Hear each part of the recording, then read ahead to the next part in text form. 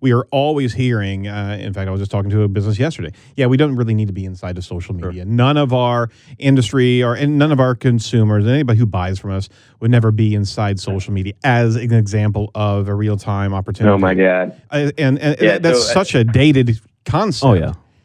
Yeah, if your customers are talking dated to each and other. ignorant. Yeah. So Yeah. There it is. Let me tackle this real quick. So Hit it. I mean, this is a whole chapter. So I've got a new book coming out. Harvard's going to be publishing my next book, and it'll come out in 2018. And especially in this book, I challenge the very foundations of marketing. It's essentially the subtitle of the book. Very good. And so in there's an entire chapter on this, right? So we need to think about when media environments change. Now, the notion that the media environments, they may say, oh, yes, we know social media has changed things, but it hasn't changed my demographic. So here's the breakdown. This is the argument I have for that. First off, if you look at Pew Charitable Research studies and you look at the adoption rate of any media technology, in my research, what I found is if you look at the past 4 major evolutions of media, I think that would be radio, television, internet, and then social media. Right. Each one was adopted in half the time of the previous one.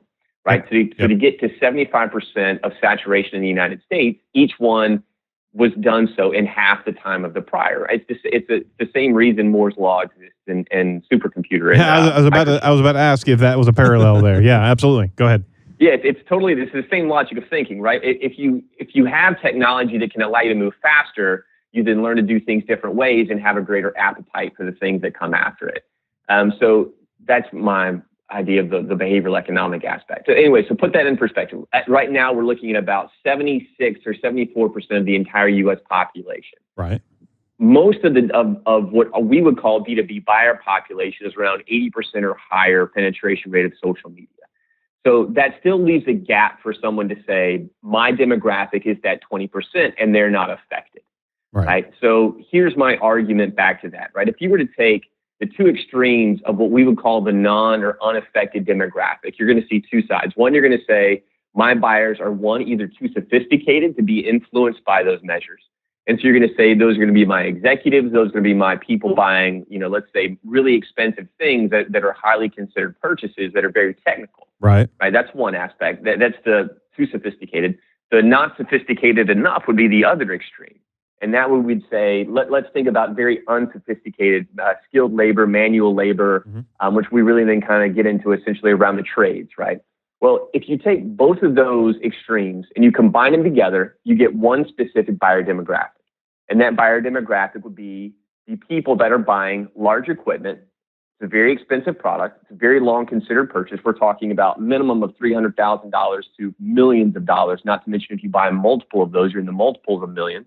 Right. They're also for the construction industry. So a lot of the users are going to be in those manual labor and trades jobs that we just said that, probably aren't affected. Now, if you look at that one core demographic and you look at two companies that sell to that core demographic, Caterpillar being one and Volvo Construction being two, you see their use of social media extremely powerful in providing massive revenue dividends to those bottom lines. So first off, you've got Caterpillar, who launched the social media campaign Built For It, which is one of my all-time favorite B2B use cases, in which they go and they play a giant game of Jenga with their equipment. Yeah, and they end up I remember that video. Absolutely.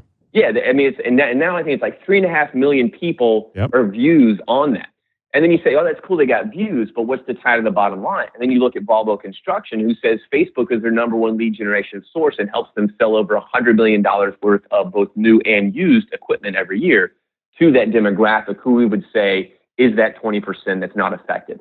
So that's case in point number one, is I don't think people realize. Case in point number two is I doubt the person saying that has ever actually asked their audience where they are. Exactly. So it's a judgment call, and there's a preconception that's just, it's laden with falsehoods and fallacies, and that's it's really where maybe they've come from, that particular decision maker in their journeys. And forgive me, I just want to interject. So many times the C-level that's saying these things, they are expecting that their consumers adopt the same behavior patterns that they have. Well, how